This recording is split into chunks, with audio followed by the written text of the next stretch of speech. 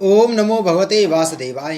नमस्कार दोस्तों, स्वागत है आप सभी का हमारे चैनल भक्ति ज्ञान में। दोस्तों, आज मैं आपको श्री विष्णु पुराण की कथा सुना रहा हूँ, जिसमें आज हम श्री विष्णु पुराण के छठे अंश के पहले अध्याय का श्रवण करेंगे, जिसमें हम वर्णन करेंगे कलि धर्म निरूपण। श्री मैत्री जी बोले, हे महामुने, आपने सृष्टि रचना, वंश परंपरा और मनवंतरों की स्थिति का तथा वंशों के चरित्रों का विस्तार से वर्णन किया। अब मैं आपसे कल्पांत में होने वाले महाप्रलय नामक संहार के उपसंहार का यथावत वर्णन सुनना चाहता हूँ। श्री पराशर जी बोले, हे मैत्री, कल्पांत के समय प्राकृत प्रलय में जिस प्रकार जीवों का उपसंहार होता है वह सुनो। हे द्विजोत्तम, मनुष्यों का 1 मास, पितृगण का 1 वर्ष, देवगण का और 2 सहस्त्र, चतुर्युग ब्रह्मा का 1 दिन रात होता है। सतयुग, त्रेता, द्वापर और कलि ये 4 युग हैं। इन सब का काल मिलाकर 12,000 दिव्य वर्ष कहा जाता है। हे मैत्री, प्रत्येक मनवंतर के आदि कृत युग और अंतिम कल युग को छोड़कर शेष सब चतुर्युग स्वरूप से एक समान हैं। जिस प्रकार आदि प्रथम सतयुग में ब्रह्मा जी जगत की रचना करते हैं, उसी प्रकार अंतिम कलयुग में वे उसका उपसंहार करते हैं। श्री मैत्री जी बोले, हे भगवान, कलि के स्वरूप का विस्तार से वर्णन कीजिए, जिसमें 4 चरणों वाले भगवान धर्म का प्राय लोप हो जाता है। श्री पराशर जी बोले, हे मैत्री, आप जो कलयुग का स्वरूप सुनना चाहते हैं, सो उस समय जो कुछ होता है वह संक्षेप से सुनिए। कलयुग में मनुष्यों की प्रवृत्ति वर्णाश्रम धर्मानुकूल नहीं रहती और न वह ऋक साम यजुरूप त्रयी धर्म का संपादन करने वाली ही होती है। उस समय धर्म, विवाह, गुरु शिक्षा, संबंध की स्थिति, दाम्पत्य क्रम और अग्नि में देव यज्ञ क्रिया का क्रम अनुष्ठान भी नहीं रहता। कलयुग में जो बलवान होगा वही सबका स्वामी होगा, चाहे किसी भी कुल में क्यों न उत्पन्न हुआ हो। वह सभी वर्णों से कन्या ग्रहण करने में समर्थ होगा। उस समय द्विजातिगण जिस किसी उपाय से अर्थात निषिद्ध द्रव्य आदि से भी दीक्षित हो जाएंगे और जैसी तैसी क्रियाएं ही प्रायश्चित मान ली जाएंगी। हे द्विज, कलयुग में जिसके मुख से जो कुछ निकल जाएगा वही शास्त्र समझा जाएगा। उस समय सभी भूत प्रेत मसान आदि देवता होंगे और सभी के सब आश्रम होंगे। उपवास, तीर्थाटन आदि, काय क्लेश, धन दान तथा तप आदि अपनी रुचि के अनुसार अनुष्ठान किए हुए ही धर्म समझे जाएंगे। कलयुग में अल्प धन से ही लोगों को धनाढ्यता का गर्व हो जाएगा और केशों से ही स्त्रियों को सुंदरता का अभिमान होगा। उस समय स्वर्ण, मणि, रत्न और वस्त्रों के क्षीण हो जाने से स्त्रियां केश कलापों से ही अपने को विभूषित करेंगी। जो पति धनहीन होगा उसे स्त्रियां छोड़ देंगी। कलयुग में धनवान पुरुष ही स्त्रियों का पति होगा। जो मनुष्य चाहे वह कितना हो निग्न हो, अधिक धन देना वही लोगों का स्वामी होगा। यह धन दान का संबंध ही स्वामित्व का कारण होगा, कुलीनता नहीं। कली में सारा द्रव्य संग्रह घर बनाने में ही समाप्त हो जाएगा, दान पुण्य आदि में नहीं। बुद्धि धन संचय में ही लगी रहेगी, आत्मज्ञान में नहीं। सारी संपत्ति अपने उपभोगों में ही नष्ट हो जाएगी, उससे अतिथि सत्कार आदि न होगा। कल काल में स्त्रियां सुंदर पुरुष की कामना से स्वेच्छाचारिणी होंगी तथा पुरुष अन्यायोपार्जित धन के इच्छुक होंगे। हे द्विज, कलयुग में अपने स्वदों के प्रार्थना करने पर भी लोग एक एक दमड़ी के लिए भी स्वार्थ हानि नहीं करेंगे। कली में ब्राह्मणों के साथ शूद्र आदि समानता का दावा करेंगे और दूध देने के कारण ही गौओं का सम्मान होगा। उस समय संपूर्ण प्रजा क्षुधा की व्याथा से व्याकुल हो प्राय अनावृष्टि के भय से सदा आकाश की ओर दृष्टि लगाए रहेंगी। मनुष्य अन्न का अभाव होने से तपस्वियों के समान केवल कंद मूल और फल आदि के सहारे ही रहेंगे तथा अनावृष्टि के कारण दुखी होकर आत्मघात करेंगे। कलयुग में असमर्थ लोग सुख और आनंद के नष्ट हो जाने से प्राय सर्वदा दुर्भिक्ष तथा क्लेश ही भोगेंगे। कली के आने पर लोग बिना स्नान किए ही भोजन करेंगे, अग्नि देवता और अतिथि का पूजन न करेंगे और न पिंडोदक क्रिया ही करेंगे। उस समय स्त्रियां विषय लोलुप, छोटे शरीर वाली, अति भोजन करने वाली, अधिक संतान पैदा करने वाली और मंदभाग्या होंगी। वे दोनों हाथों से सिर खुजलाती हुई अपने गुरुजनों और पतियों के आदेश का अनादर पूर्वक खंडन करेंगी। कलयुग की स्त्रियां अपना ही पेट पालने में तत्पर, क्षुद्र चित्त वाली, शारीरिक शौच से हीन तथा कटु और मिथ्या भाषण करने वाली होंगी। उस समय की कुलांगनाएं निरंतर दुष्चरित्र पुरुषों की इच्छा रखने वाली एवं दुराचारणी होंगी तथा पुरुषों के साथ असद व्यवहार करेंगी। ब्रह्मचारिणी वैदिक व्रत आदि से हीन रहकर ही वेद अध्ययन करेंगे तथा गृहस्थगण न तो हवन करेंगे और न सत्पात्र को उचित दान ही देंगे। वानप्रस्थ वन के कंदमूल आदि को छोड़कर ग्राम्य भोजन को स्वीकार करेंगे और सन्यासी अपने मंत्र आदि के स्नेह संबंध में ही बंधे रहेंगे। कलयुग के आने पर राजा लोग प्रजा की रक्षा नहीं करेंगे बल्कि कर लेने के बहाने प्रजा का ही धन छीनेंगे। उस समय जिस जिसके पास बहुत से हाथी घोड़े और रथ होंगे वह ही सेवक होगा। वैश्यगण कृषि वाणिज्य आदि अपने कर्मों को छोड़कर शिल्प कार्य आदि से जीवन निर्वाह करते हुए शूद्र व्रतियों में ही लग जाएंगे। आश्रम आदि के चिन्ह से रहित अधम शूद्रगण संन्यास लेकर भिक्षावृत्ति में तत्पर रहेंगे और लोगों से सम्मानित होकर पाषंड व्रति का आश्रम लेंगे। प्रजाजन दुर्भिक्ष और कर की पीड़ा से अत्यंत उपद्रव युक्त और दुखित होकर ऐसे देशों में चले जाएंगे जहाँ गेहूं और जौ की अधिकता होगी। उस समय वेद मार्ग का लोप, मनुष्यों में पाषंड की प्रचुरता और अधर्म की वृद्धि हो जाने से प्रजा की आयु अल्प हो जाएगी। लोगों के शास्त्र विरुद्ध घोर तपस्या करने से तथा राजा के दोष से प्रजाओं की बाल्यावस्था में मृत्यु होने लगेगी। कली में 5, 6 अथवा 7 वर्ष की स्त्री और 8, 9 या 10 वर्ष के पुरुषों के ही संतान हो जाएंगी। 12 वर्ष की अवस्था में ही लोगों के बाल पकने लगेंगे और कोई भी व्यक्ति 20 वर्ष से अधिक जीवित न रहेगा। कलियुग में लोग मंद बुद्धि, व्यर्थ चिन्ह धारण करने वाले और दुष्ट चित्त वाले होंगे, इसलिए वे अल्पकाल में ही नष्ट हो जाएंगे। हे मैत्रेय, जब जब धर्म की अधिक हानि दिखलाई दे तभी तभी बुद्धिमान मनुष्य को कलियुग की वृद्धि का अनुमान करना चाहिए। हे मैत्रेय, जब जब पाषंड बड़ा हुआ दिखे तभी तभी महात्माओं को कलियुग की वृद्धि समझनी चाहिए।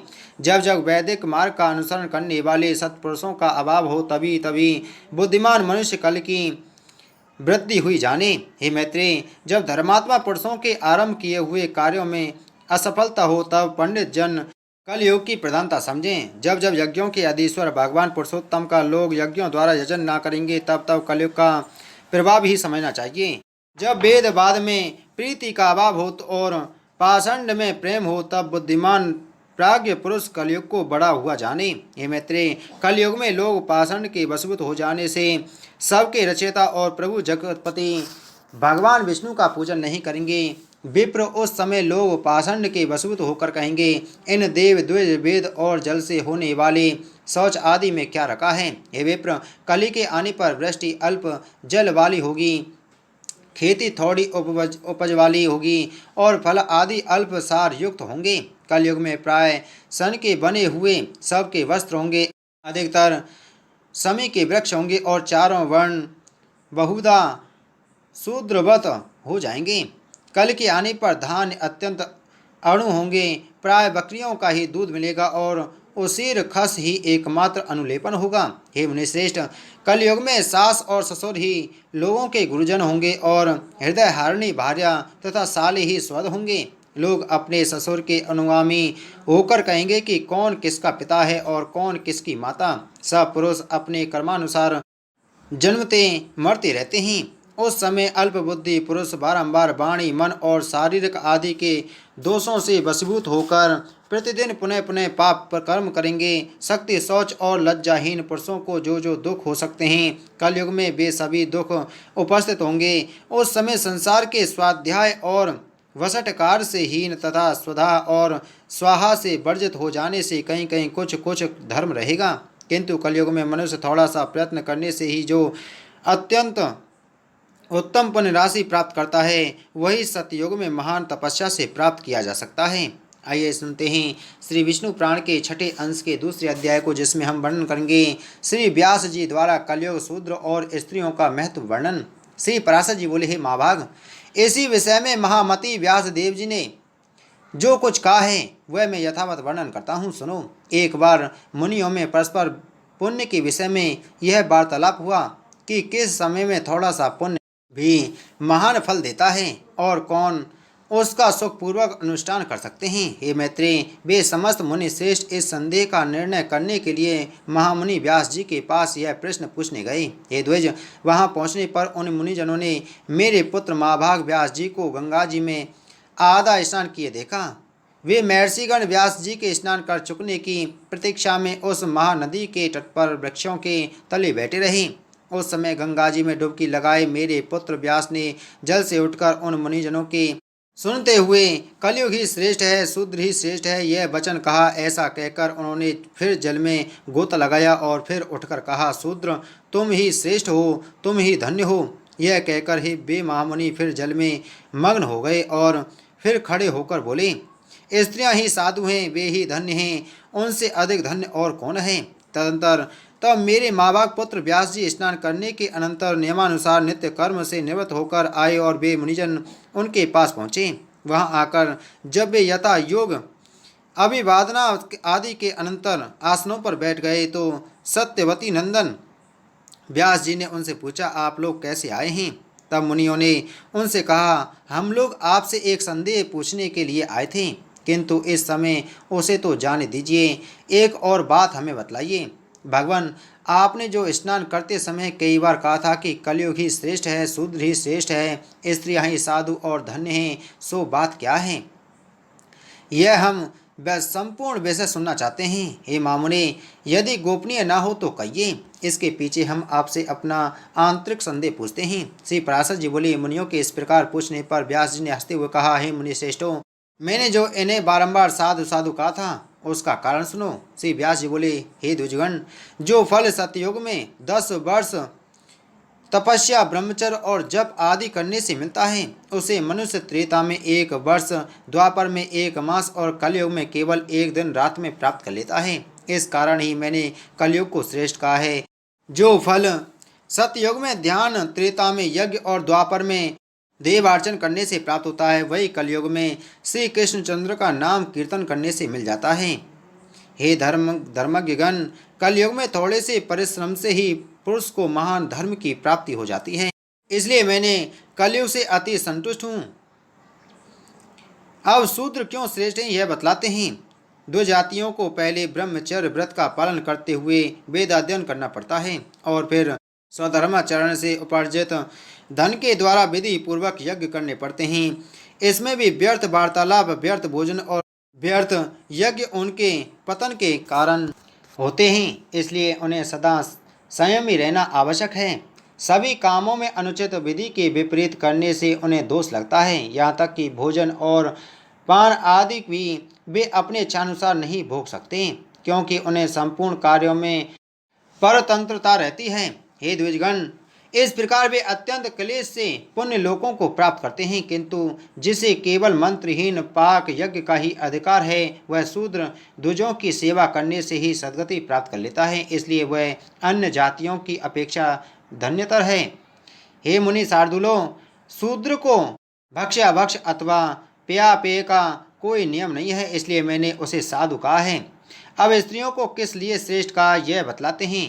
पुरुषों को अपने धर्मानुकूल प्राप्त किए हुए धन से भी सर्वदा सुपात्र को दान और विधि पूर्वक यज्ञ करना चाहिए। द्विजोत्तमगण, इस द्रव्य के उपार्जक तथा रक्षक में महान कलेश होता है और उसको अनुचित कार्य में लगाने से भी मनुष्यों को जो कष्ट भोगना पड़ता है वह मालूम ही है। इस प्रकार हे द्विजोत्तमो, पुरुषगण इन तथा ऐसे ही अन्य कष्ट साध्य उपायों से क्रमशः प्रजापत्य आदि शुभ लोकों को प्राप्त करते हैं, किंतु स्त्रियां तो तन मन वचन से पति की सेवा करने से ही उनकी हितकारिणी होकर पति के समान शुभ लोकों को अनायासी प्राप्त कर लेती हैं, जो कि पुरुषों को अत्यंत परिश्रम से मिलते हैं। इसलिए मैंने तीसरी बार यह कहा था कि स्त्रियां साधु हैं। हे विप्रगण, मैंने आप लोगों से यह अपने साधुवाद का रहस्य कह दिया। अब आप जिस लिए पधारे हैं वह इच्छा अनुसार पूछिए, मैं आपसे सब बातें स्पष्ट करके कह दूंगा। तब ऋषियों ने कहा, हे मामुनि, हमें जो कुछ पूछना था उसका यथावत उत्तर आपने इसी प्रश्न में दे दिया है, इसलिए अब हमें और कुछ पूछना नहीं है।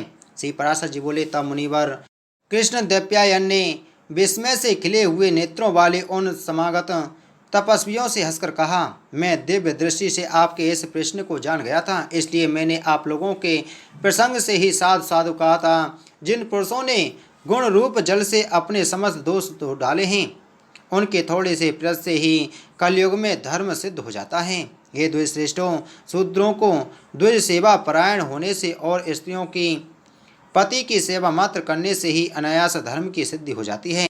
इसलिए मेरे विचार से ये तीनों धन्यतर हैं, क्योंकि सत्ययुग आदि अन्य 3 युगों में भी द्विजातियों को ही धर्म संपादन करने में महान क्लेश उठाना पड़ता है। ये धर्मज्ञ ब्राह्मणों, इस प्रकार आप लोगों का जो अभिप्राय था वह मैंने आपके बिना पूछे ही कह दिया। अब और क्या करूं? श्री पराशर जी बोले। तदंतर उन्होंने व्यास जी का पूजन कर उनकी बारंबार प्रशंसा की और उनके कथानुसार निश्चय कर जहाँ से आए थे वहाँ चले गए। हे महाभाग मैत्रेय जी, आपसे भी मैंने यह रहस्य कह दिया कि इस अत्यंत दुष्ट कलयुग में यही एक महान गुण है कि इस युग में केवल कृष्णचंद्र का नाम संकीर्तन करने से ही मनुष्य परम पद प्राप्त कर लेता है। अब आपने मुझसे जो संसार के उपसंहार, प्राकृत प्रलय और अवान्तर प्रलय के विषय में पूछा था वह भी सुनाता हूँ। आइए सुनते हैं श्री विष्णु पुराण के 6ठे अंश के 3रे अध्याय को, जिसमें हम वर्णन करेंगे निमेष आदि कालमान तथा नैमित्तिक प्रलय का वर्णन। श्री पराशर जी बोले, संपूर्ण प्राणियों का प्रलय नैमित्तिक, प्राकृतिक और आंतरिक 3 प्रकार का होता है। उनमें से जो कल्पांत में ब्रह्म प्रलय होता है वह नैमित्तिक, जो मोक्ष नामक प्रलय है वह आंतरिक, और जो 2 पदार्थ के अंत में होता है वह प्राकृतिक प्रलय कहलाता है। श्री मैत्रेय जी बोले, भगवान आप मुझे प्रारब्ध की संख्या बतलाइए जिसको दूना करने से प्राकृतिक प्रलय का परिमाण जाना जा सके।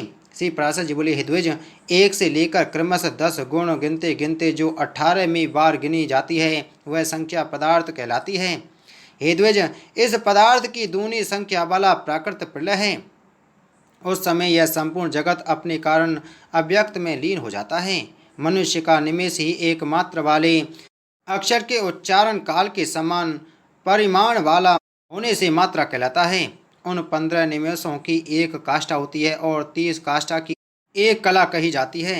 15 कला 1 नाड़िका का प्रमाण है। वह नाड़िका 12.5 पल तांबे के बने हुए जल के पात्र से जानी जा सकती है। मगध देशीय माप से वह पात्र जल प्रस्थ कहलाता है। उसमें 4 अंगुल लंबी 4 मासे की सुवर्ण सलाका से छिद्र किया रहता है। उसके छिद्र को ऊपर करके जल में डुबो देने से जितनी देर में वह पात्र भर जाए उतने ही समय को 1 नाड़िका समझना चाहिए। ये द्विजसत्तम, ऐसी 2 नाड़िकाओं का 1 मुहूर्त होता है। 3 मुहूर्त का 1 दिन रात होता है तथा इतने 30 ही दिन रात का 1 मास होता है। 12 मास का 1 वर्ष होता है। देवलोक में यही 1 दिन रात होता है। ऐसे 360 वर्षों का देवताओं का 1 वर्ष होता है। ऐसे 12,000 दिव्य वर्षों का 1 चतुर्युग होता है और 1,000 चतुर्युग का ब्रह्मा का 1 दिन होता है। हे मामुने, यही 1 कल्प है। इसमें 14 मनु बीत जाते हैं। हे मैत्रेय, इसके अंत में ब्रह्मा का नैमित्तिक प्रलय होता है। हे मैत्रेय सुनो, मैं उस नैमित्तिक प्रलय का अत्यंत भयानक रूप वर्णन करता हूँ। इसके पीछे मैं तुमसे प्राकृतिक प्रलय का भी वर्णन करूँगा। 1 सहस्त्र चतुर्युग बीतने पर जब पृथ्वी क्षीण प्राय हो जाती है तो 100 वर्ष तक अति घोर अनावृष्टि होती है। हे मुनि श्रेष्ठ, उस समय जो पार्थिव जीव अल्प शक्ति वाले होते हैं वे सब अनावृष्टि से पीड़ित होकर सर्वथा नष्ट हो जाते हैं। तदंतर रुद्र रूपधारी अव्यात्मा भगवान विष्णु संसार का क्षय करने के लिए संपूर्ण प्रजा को अपने में लीन कर लेने का प्रयत्न करते हैं। हे मुनि सत्तम, उस समय भगवान विष्णु सूर्य की 7 किरणों में स्थिर होकर संपूर्ण जल को सोख लेते हैं। हे मैत्रेय, इस प्रकार प्राणियों को तथा पृथ्वी के अनंतर संपूर्ण जल को सोखकर वे समस्त भूमंडल को सूक्ष्म कर देते हैं। समुद्र तथा नदियों में, पर्वतीय सरिताओं और स्रोतों में तथा विभिन्न पातालों में जितना जल है वे उस सब को सुखा डालते हैं तथा भगवान के प्रभाव से प्रभावित होकर तथा जलपान से पुष्ट होकर वे 7 सूर्य रश्मियाँ 7 सूर्य हो जाती हैं। हे द्विज, उस समय ऊपर नीचे सब और दैदीप्यमान होकर वे 7 सूर्य पाताल पर्यंत संपूर्ण त्रिलोकी को भस्म कर डालते हैं। हे द्विज, उन प्रदीप्त भास्करों से दग्ध हुई त्रिलोकी पर्वत नदी और समुद्र आदि के सहित सर्वथा नीरस हो जाती है। उस समय संपूर्ण त्रिलोकी के वृक्ष और जल आदि के दग्ध हो जाने से यह पृथ्वी कछुए की पीठ के समान कठोर हो जाती है। तब सबको नष्ट करने के लिए उदत हुए श्री हरि कालाग्नि रुद्र रूप से शेषनाग के मुख से प्रकट होकर नीचे से पातालों को जलाना आरंभ करते हैं। वह महान अग्नि समस्त पातालों को जलाकर पृथ्वी पर पहुँचते हैं और संपूर्ण भूतल को भस्म कर डालता है। तब वह दारुण अग्नि भुवरलोक तथा स्वर्गलोक को जला डालता है और वह ज्वाला समूह का महान आवर्त वहीं चक्कर लगाने लगता है। इस प्रकार अग्नि के आवंतरों से घिरकर संपूर्ण चराचर के नष्ट हो जाने पर समस्त लोक की एक तप्त करा के समान प्रतीत होने लगती है। हे मामुनि, तदंतर अवस्था के परिवर्तन से परलोक की चाह वाले भुवरलोक और स्वर्गलोक में रहने वाले मनु आदि अधिकारीगण अग्नि ज्वाला से संतप्त होकर महलोक को चले जाते हैं, किंतु वहाँ भी उस उग्र काना नल के महाताप से संतप्त होने के कारण वे उससे बचने के लिए जनलोक में चले जाते हैं। हे मुनिश्रेष्ठ, तदंतर रुद्र रूपी भगवान विष्णु संपूर्ण संसार को दग्ध करके अपने मुख निश्वास से मेघों को उत्पन्न करते हैं। तब विद्युत से युक्त भयंकर गर्जना करने वाले गज समूह के समान बृहदाकार संवर्तक नामक घोर मेघ आकाश में उठते हैं। उनमें से कोई मेघ नील कमल के समान श्यामवर्ण, कोई कुमुद कुसुम के समान श्वेत, कोई धूम्रवर्ण और कोई पीतवर्ण होते हैं। कोई गदे के से वर्ण वाले और लाख के से रंग वाले, कोई वैदूर्य मणि के समान और कोई इंद्रनील मणि के समान होते हैं। कोई शंख और कंद के समान श्वेत वर्ण, कोई जाति चमेली के समान उज्जवल और कोई कजल के समान श्याम वर्ण, कोई इंद्रगोप के समान रक्त वर्ण और कोई मयूर के समान विचित्र वर्ण वाले होते हैं। कोई गेरू के समान, कोई हरिताल के समान और कोई महामेघ नील कंठ के पंख के समान रंग वाले होते हैं। कोई नगर के समान, कोई पर्वत के समान और कोई कूटागार ग्रह विशेष के समान बृहदाकार होते हैं तथा कोई पृथ्वी तल के समान विस्तृत होते हैं। वे घनघोर शब्द करने वाले महाकाय मेघगण आकाश को आच्छादित कर लेते हैं और मूसलाधार जल वर्षा कर त्रिलोक व्यापी भयंकर अग्नि को शांत कर देते हैं। हे मुनिश्रेष्ठ, अग्नि के नष्ट हो जाने पर भी अहनिश निरंतर बरसाए हुए वे मेघ संपूर्ण जगत को जल में डुबो देते हैं। हे ध्वज, अपनी अति स्थूल धाराओं से भूलोक को जल में डुबोकर वे भुवरलोक तथा उसके भी ऊपर के लोकों को भी जलमग्न कर देते हैं। इस प्रकार संपूर्ण संसार के अंधकार में हो जाने पर तथा संपूर्ण स्थावर जंगम जीवों के नष्ट हो जाने पर भी वे महावेग 100 वर्ष से अधिक काल तक बरसते रहते हैं। हे मुनिश्रेष्ठ, सनातन परमात्मा वासुदेव के महात्म से कल्पांत में इसी प्रकार यह समस्त विप्लव होता है। बोलो विष्णु पुराण की जय। बोलो विष्णु भगवान की जय।